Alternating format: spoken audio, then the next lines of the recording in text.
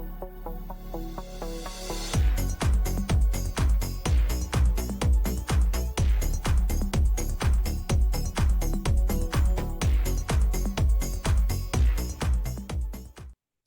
and welcome to Being Power Woman, the talk show. I'm your host, Nancy Rivera, and I'm so happy because today we have a special guest, and we're going to be talking about a very, very important topic that sometimes we do not like to talk about, and it's co-parenting.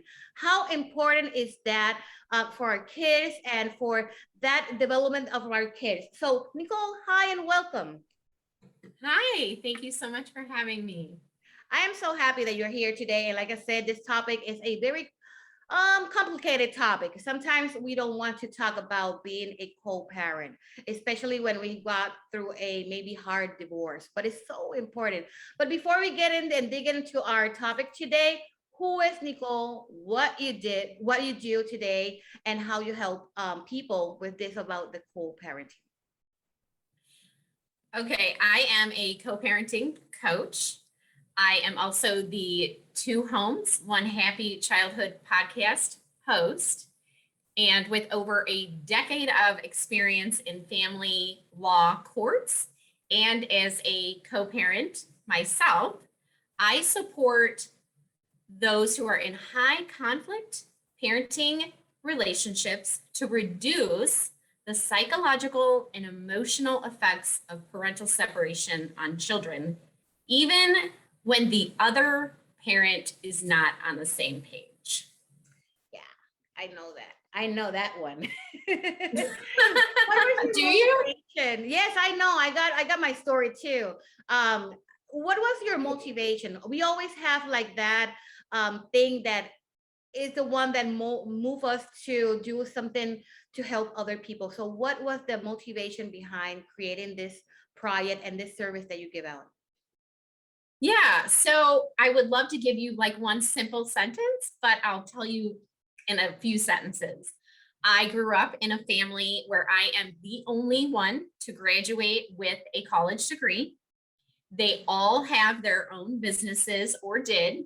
They were small business owners or still are. My parents owned a automotive shop repair, and also they had a part shop. My grandparents had a gas station, and my uncle is still now a general contractor in Las Vegas. So it makes sense that I had this entrepreneurial spirit. Of course, I went to college not knowing exactly what I would do with it or if I would ever do anything. And then I went through high conflict divorce. I am a survivor of domestic violence. And so when I got to the other side, realizing that it took me a really long time to get to the other side, I felt that there was a reason that I went through that. And the reason was to support those who are going through it and help them get to the other side faster. My most motivation that I have come to understand recently, even though I've been doing this for several years, is the children. They are the most important part of the equation, and they are the ones that are affected the most from something that they did not bring upon themselves. I totally agree. And I think that there are so many women out there that actually had gone through that divorce or separation. And one of the things that happened, it was domestic violence. So how do we deal with knowing that that person who is maybe the father of our kids, how are we going to like work together? How are we going to decide what we want for our kids? So it's very, very difficult. In my case, yes, I'm also a survivor of domestic violence. I got two kids. My daughter is 20, my son is 11, and they're from different fathers. My relationship with my daughter's dad is super, super, super exciting. We're best friends. We're Right. super, yes, we're best friends. I mean, I know his issue with his wife and his kids and everything. Sometimes he calls me, I call him. So our relationship is so, so healthy. In the other hand, with my son's dad, I have a better relationship with his wife than with him. I mean, I talk to his wife more, and we talk about our kids and everything more than what I talk with my dad, my son's dad. So how do we work? How do we manage putting aside whatever as adults we have gone through and just like focus on what the kids need? So that's a great question. And I think that that's where a lot of us get stuck because we do have our own healing to do. So that's what's so important, right? Is when you're in these high conflict divorces, separations, what ends up happening is traumatic to your everyday being inside of you, your inner self. And so what happens, right, is we, as you know from your one child, is that we become angry, anxious, fearful, worryful, because these are our children. And let's be frank here, like that's the most important thing to both parents is your child. There's nothing more. And so one thing that I want to make clear here is we all come from generational patterns that were instilled in us. Okay. But what is really important is to look inside of yourself and see how you are showing up in that relationship. Now, of course, we may think, I'm showing up great. I am a great parent and I support my child. But what I want you to understand, and everyone that's in this, is you do play a role and you are being triggered somehow. So when you're triggered, it brings up your emotions, and then your emotions create your behaviors. So, for example, my coaching program is to help take a deep dive into just one of your triggers, right? The healing process is a long process. I don't know that it ever ends, but it gets better and it gets beautiful and it becomes this, just place of happiness that you really can't imagine until you get there. I promise you that, because it's I know it's dark when you're in the thick.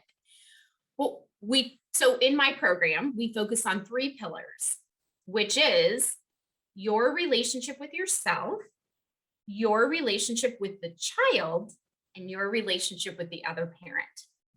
So we focus on one specific trigger, right? That's really, and I have to say right now, what I'm hearing most women say, which I think is interesting, is the other partner. So when they bring in a girlfriend, they're like, oh my gosh, no. And they have so much emotion surrounding this, right? And this is a whole nother topic we could talk about, but I'm going to use that one as a specific topic because it's really hard when you're in it to not feel emotions.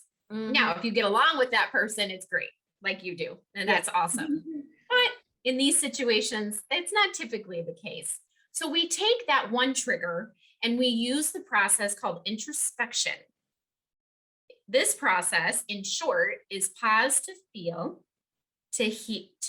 pause to feel, to reflect, to heal. So you're taking a step back when you have that intense emotion, when you're feeling really angry.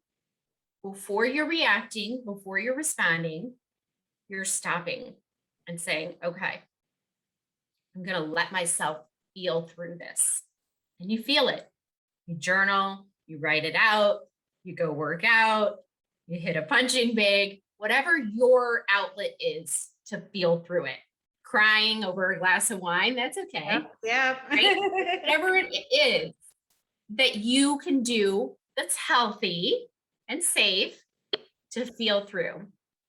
Wow. Then you're going to reflect and you're going to ask yourself, why did I feel that way?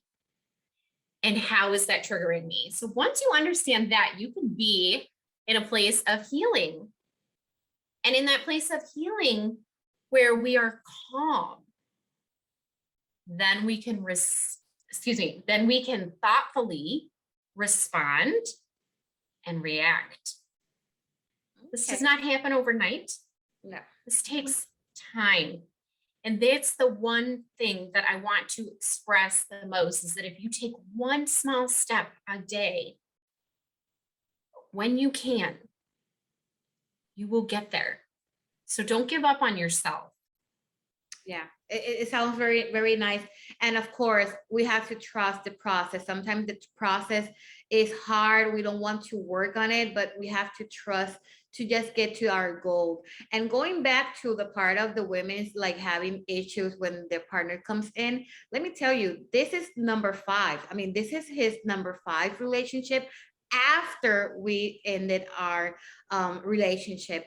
And just to let you know, the reason why I think we connect and we can talk and we can like be supporting each other, even our kids are going to the same school. I mean, it's super weird. It's And, because and beautiful at the same time. it I is mean, it really beautiful. sounds like an amazing story. Yes, but many people are like, wait, why are you friends with your wife ex? I mean, and it is because I understand that my kid, my son, he loves her. I mean, he thinks she's amazing, and she has done everything to like have that little spot in my son's heart. So how not to like support her if when my son goes over there to stay the weekends or something, I know that she is going to take care of my kid. Like, I mean, not maybe like me, but she is going to take a good care of him.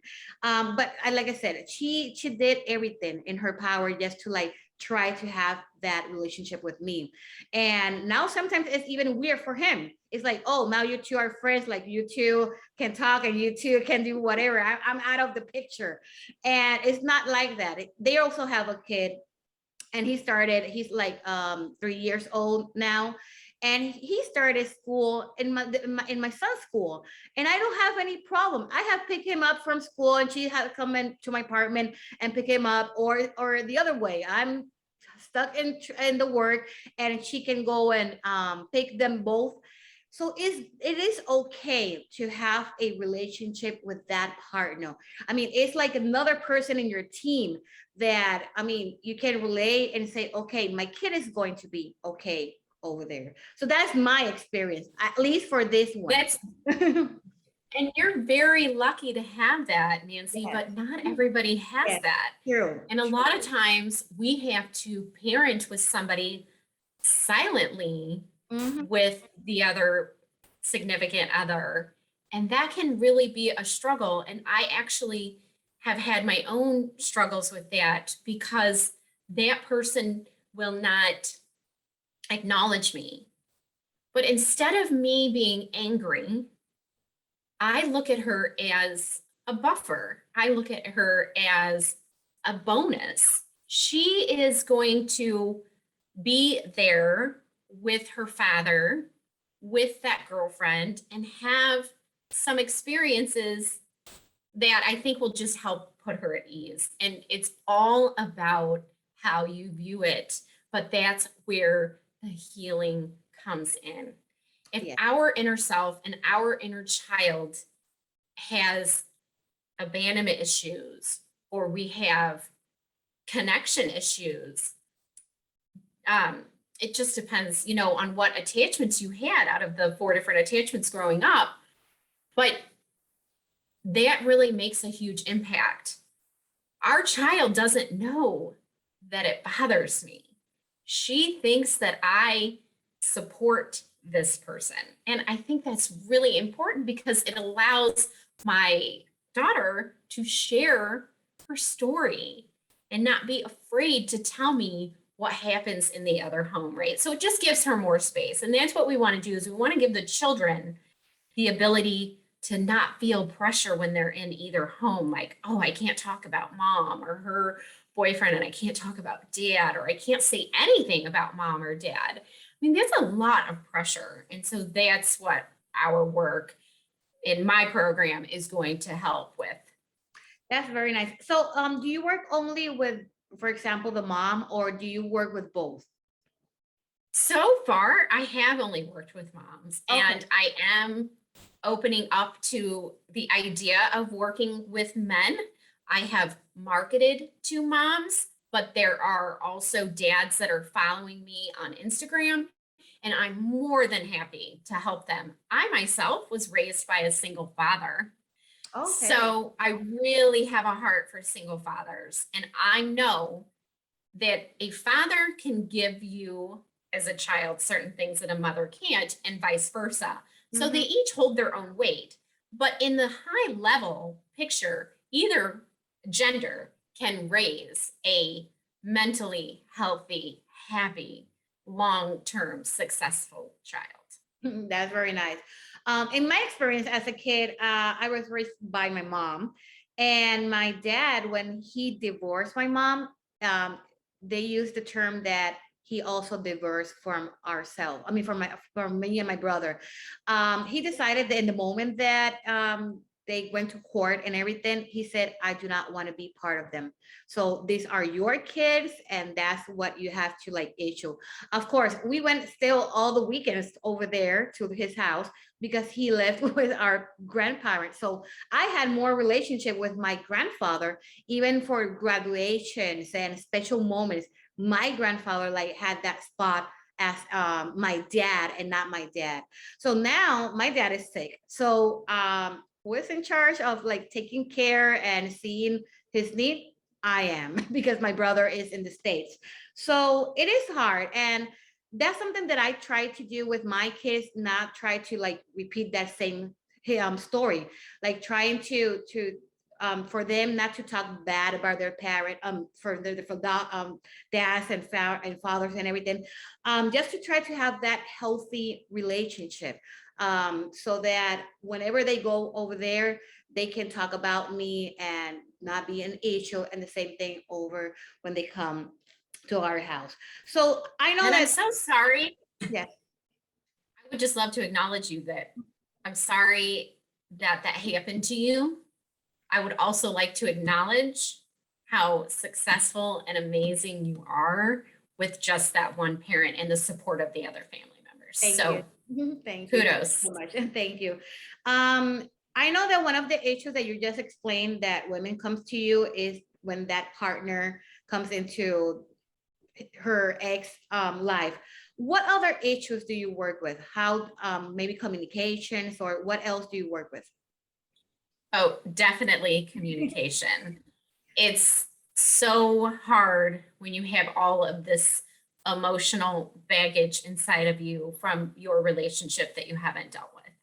And so, what happens with communication is if you don't have respect, which I actually made a podcast on this, if you don't have respect for each other and understand that you both came from your own upbringing, then it's just a wash, right? Because someone can say something and either one partner can demean it and look at them like they're just, the dumbest person in the world, Mm-hmm. or they can take it really, really personal. And so when it comes to communication, one of the things that we focus on is that somebody else, their behaviors, who they are, has nothing to do with us. Mm-hmm. It's a hard pill to swallow, right? That's a hard understanding to accept. But once you learn more about human behavior and how we all develop, then it's easier to say, that's not about me. Mm-hmm. That's their experience. And the way that I am reacting is because of my experience, Yes. right? So it doesn't mean that people aren't bad and disrespectful. They are, but we can hold a light and be a better person when we're healed on the inside. It's easier for us to move through that. In the beginning, when I wasn't healed and my ex would say something to me, it took me a lot longer. I might cry for days thinking that something was wrong with me. And now I understand, like, that's just their opinion. It Mm-hmm. doesn't make it true. And so I don't hold anger. I don't get mad, maybe for a second. And then I'm like, oh, it's not a big deal. I'm just going to move on with my day. And it makes everyone's life so much easier. But it is a process. So if you're in that place, forgive yourself, be gentle to yourself, be kind to yourself. It's okay. And it will be okay. It will be okay. But don't wait, right? Mhm. To start that healing process. Yes, yes, yes. Podcast. You got a podcast. What do you do in your podcast? What are those topics that you discuss in your podcast? So my first one is creating a respectful co-parenting relationship. No judgment is another topic. I just started it, so I only have a few out there, but it's really talking about, let's be kind to one another. Let's dissolve the tension. Let's not be reactive. And I do have coming out a couple of guests that talk about their journey and their experience, and how when they decided to put the children first, things became easier for them. Okay, okay, very nice. What advice can you give to the women who are maybe struggling right now to have that co-parenting, or even like healing with themselves? Because I know that that's part of the process. We have to heal so that we can like move on and of course have that great relationship with our ex. You touched on a great topic when you said we're afraid to do the work, right? Mm-hmm. It's it can feel overwhelming, Yes. thinking, oh my gosh, I have to look at me and I have to go back through my old past stuff that I don't want to think about. I don't want to think about that. I moved on from that. If you haven't done the work, you haven't moved on from it the way that you need to. So my advice is, don't wait until you see severe behavioral issues with your children. Be proactive right now. Take that one step, whatever it is that you need to do to move forward to a calmer co-parenting relationship. Educate yourself on how you're showing up in the relationship. Okay, okay. That's very nice. So how can people contact you? I mean, your social media, your website, your program, how they can have access to your program. So my website is NicoleLupashansky.com. If that's too hard for you to find, go over to Instagram at Resilient Kids of Divorce. You can find me there, and you can go to my website from there. On my website, you will find a free webinar to address what I just spoke about, which is learning how you're showing up in the relationship and how to start finding calm in your co-parenting relationship and diffusing the tension. Perfect. It's okay. I'm going to be adding then your social media information and also your website in okay. So that people can hit it in and just go directly. Okay, because I know my last name, it trips me up. Well, Nicole, thank you so much for joining us today and sharing your experience and what you're doing to help parents to have a better conversation, communication, and of course, the process of healing. Thank you so much. Thank you. And thank you for sharing your story. I really admire what you were able to be vulnerable and share. And I also really admire what you've done with your life. Thank you so much. Thank you. Yeah, that's part of my story, and I like to share it, not because, you know, I want to people know about my past or my experience. It's just because I love to tell people that if I'm a survivor, and if I could overcome everything that I have experienced in life, yes, you can do it too. So it's part of the process. Trust the process.